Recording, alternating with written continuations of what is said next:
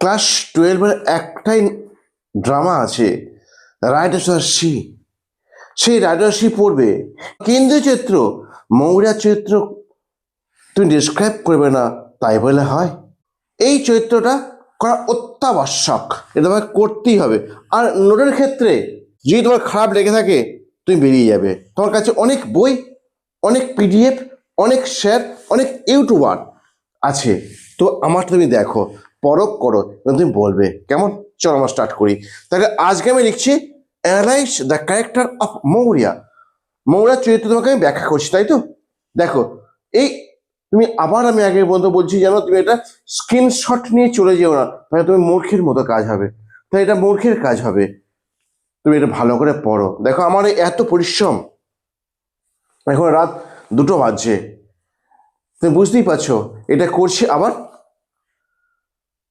কালকে সকালে 5টা ব্যাচ পড়ানো আছে। দেখো দেখো, এই নোট তোমার ভালো লাগতেই হবে, তুমি শুধু দেখতে থাকো। মৌরিয়া বলছি, বিশ্লেষণ করো মৌরিয়ার চরিত্র, তাই তো? Maurya is an outstanding creation, একটা অনবদ্য সৃষ্টি অফ সিনজের। তাহলে প্রথম বাক্য নিলাম মৌরিয়া হচ্ছে একটা অনবদ্য সৃষ্টিকার সিনজের, and she is the central figure with appreciating quality in the play রাজর্ষি। অ্যান্ড সি এবং তিনি হন দি সেন্ট্রাল ফিগার, কেন্দ্রীয় চরিত্র, উইথ অ্যাপ্রিসিয়েটিং কোয়ালিটি, প্রশংসনীয় গুণগুলো দিয়ে, ইন দ্য প্লে, নাটকের নাম হচ্ছে রাজর্ষি। তারপর তাহলে এই দুটো বাক্য আমি লিখলাম শুধুমাত্র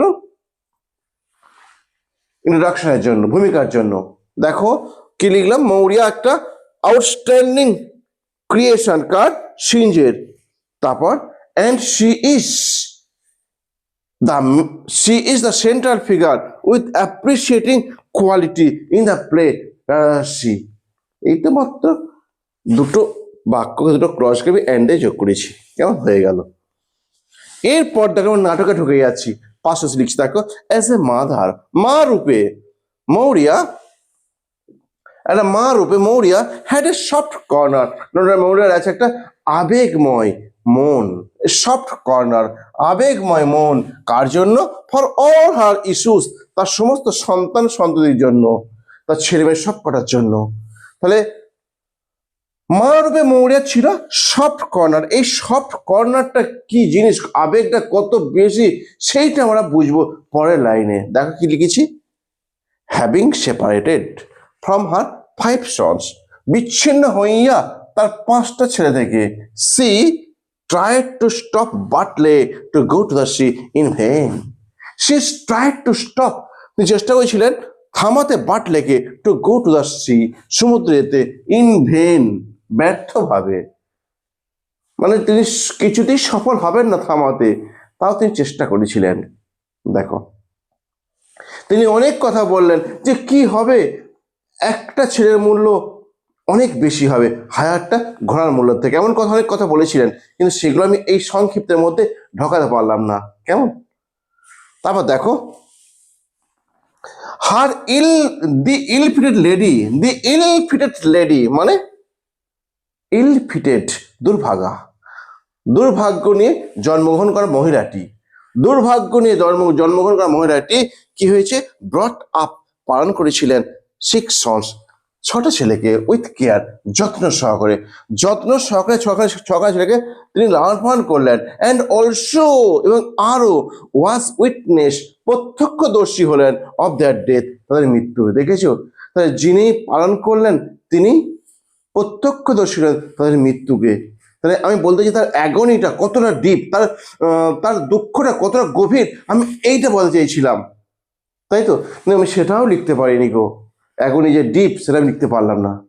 দেখো এরপরে দেখো আর বিভৎস লাইন লিখে দিয়েছি, দেখো, হোয়েন, যখন, the dead body, when the dead body of Bartley was carried home, যখন বাটলের মৃতদেহটা বাড়ি আনা হলো, যখন বাটলের মৃতদেহটা বাড়ি আনা হলো, তখন কি হয়েছে, সে কনভার্টেড, তিনি রূপান্তরিত হয়ে গেছিলেন ইনটু এ ফিয়ারলেস লেডি, একটা ভয়শূন্য মহিলা, হু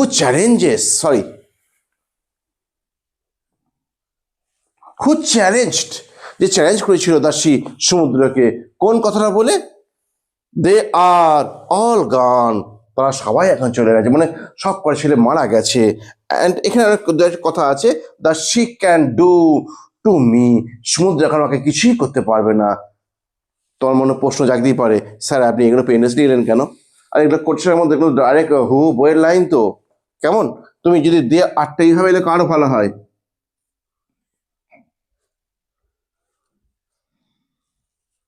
বইয়েতে দে আটটা দে কমা লিখে আর আরই আছে, এরম নিলে আর বেটার হয়, এরম লেখো, বুঝতে পারলে? এগুলো বইয়ের লাইন হু হু তুমি বইয়ের মতো করেই লিখবে। তাহলে কি লিখলাম? তাহলে এইটুকু আমরা কি পেলাম? আমরা এইটুকু গেলাম, তাই তো? হ্যাঁ, আমরা এইটুকু গেলাম। তুমি দেখো এইটুতে কি কি আছে। প্রথমে মৌরিয়া, আমার মুখস্থ তোমায় করে দিচ্ছি। দেখো মৌরিয়া কি? আউটস্ট্যান্ডিং ক্রিয়েশন সিনজের। তারপর মৌরিয়া কি? সেন্ট্রাল ফিগার অ্যাপ্রিসিয়েটিং কোয়ালিটি নিয়ে, তাই তো? প্রথম অক্ষর ক্লিয়ার হয়ে গেল, তাই তো? অ্যাজ এ মাদার, একটা মা রূপে মৌরিয়ার কি আছে? সফট কর্নার আছে, নরম হৃদয় আছে, তার সব করে ছেলে মেয়ের জন্য, অল হার ইস্যুস। কেমন? ক্লিয়ার হয়ে গেল। তারপর মৌরিয়া কি করলেন? বাধা দিলেন কাকে? বাটলেকে, সমুদ্রে যেতে ব্যর্থ হবে। দেখো তাই লিখেছি, দেখো হ্যাভিং সেপারেটেড, বিচ্ছিন্ন হইয়া ফ্রম 5 সন্স, পশ্চাৎ থেকে, সি ট্রাইড টু স্টপ, তিনি চেষ্টা করেছিলেন বাধা দিতে কাকে? বাটলেকে, ইন ভেন, ব্যর্থ হবে। কিন্তু এই ইল ফেটেড লেডি, এই দুর্ভাগ্য নিয়ে জন্মগ্রহণ করা মহিলাটি ব্রট আপ, পালন করেছিলেন 6 ছোট ছেলেকে, অ্যান্ড উইথ কেয়ার, যত্ন সহকারে, অ্যান্ড ওয়াজ উইটনেসড, ছিল সাক্ষী অফ দেয়ার ডেথ, তাদের মৃত্যু। এমন মা তুমি এই পৃথিবীতে পাবে না, যে জড়া 6খানা ছেলে জন্ম দিয়েছে এবং 5টা ছেলের মৃত্যু দেখেছে নিজের চোখে, এমন মা তুমি পাবে না। শুধু 5টা নয়, তার স্বামীর বাবা সবাইকে দেখেছে, মোট 8টা মেল মেম্বারকে সে মুহূর্তে দেখেছে। ভাবো সে কতটা পাষাণ, কতটা দুঃখী চরিত্র, তাই তো? আমি বলতে এই কথা বললাম, ডিপ অ্যাগনি, DEEP, ডিপ AGON, অ্যাগনি, গভীর দুঃখ, গভীরভাবে বিয়োগান্ত। এইটা আমি লিখতে পারলাম না। নেক্সট কি ঢুকিয়ে দেখো, যখন বাটলের মৃতদেহটা আনা হলো বাড়িতে, তিনি রূপান্তরিত হয়ে গেছিলেন ইসে এ ফেয়ারলেস লেডি, একটা ভয়শূন্য মহিলাতে, এবং চ্যালেঞ্জ করেন কাকে? সমুদ্রকে। কি বলে? সমুদ্র এখন আমার কিছুই করতে পারবে না, এইটা বলে। শেষ দেখো, এবার শেষ কথা লিখে দিয়েছি, দেখো এটা আরো বিভৎস। তুমি দেখো, আচ্ছা এইখানে আমি একটা জিনিস, আরেকটা জিনিস ঢুকিয়ে তুমি দেখে নাও, ওর মৌরিয়ার যে আরো কিছু গুণ ছিল সেটা লিখেছি। দেখো, হার গড ফিয়ার নেচার, তার ভগবানকে ভয়ের একটা প্রকৃতি।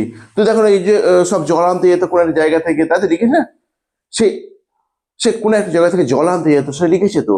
আমি ওইটার কথা বলতে চাইছি, গড ফিয়ার নেচার। অ্যান্ড দেখো সুপারস্টিশিয়াস বিলিভ, কুসংস্কার বিশ্বাস, ওয়ার অলসো রিভিলড, আরো প্রকাশিত হয়েছে। মানে আমাকে তো মৌরিয়ার সম্পর্কে বলতে হবে। দেখো এই দুটো কিন্তু তাদের খুব বেশি ছিল। সে দেখেছিল 9টা, সে বাইরে যারা দেখেছিল, সে 9টা তারা দেখেছিল, এগুলো দেখেছিল, কিন্তু কুসংস্কার এই বিশ্বাসগুলো তার ছিল। ক্লিয়ার? এই দুটো পয়েন্ট ঢুকিয়ে দিলাম। তারপর দেখো শেষ পয়েন্ট, দেখো শেষ, ইট ওয়াজ অনলি দ্য ফেট, এটা ছিল শুধুমাত্র দুর্ভাগ্য, হুইচ কনভার্টেড মৌরিয়া, যেটা রূপান্তরিত হয়েছিল মৌরিয়াকে। দেখো যেই মৌরিয়া, সেইকে একটা অর্ডিনারি ওম্যান, একটা সাধারণ মহিলা, তাই তো? আমি এটা অ্যাপোজিশন করে ঢুকিয়ে দিচ্ছি, যেই মৌরিয়া কি? একটা সাধারণ মহিলা। কিসে কনভার্ট করে, কিসে রূপান্তরিত করলো? ইনটু এ ওম্যান, একটা মহিলাতে, অফ ডিভিনিটি, স্বর্গীয় মহিলাতে, স্বর্গীয় মাতা। এখানে ওম্যান অফ ডিভিনিটি মানে স্বর্গীয় মাতা বলতে পারো, কেমন? বা এটা তুমি বলতে পারো into a mother of divinity, into a mother লেখাটা, এটা মাদার লিখে দাও।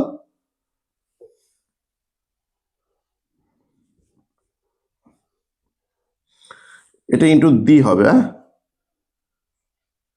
Into the mother of divinity, স্বর্গীয় মাতাতে, into the mother of divinity, স্বর্গীয় মাতায় তিনি রূপান্তরিত হয়ে গেছিলেন। শুধুমাত্র ভাগ্য ফেট, এই ফেটের জন্য তিনি স্বর্গীয় মাতাতে পরিণত হয়ে গেছিলেন।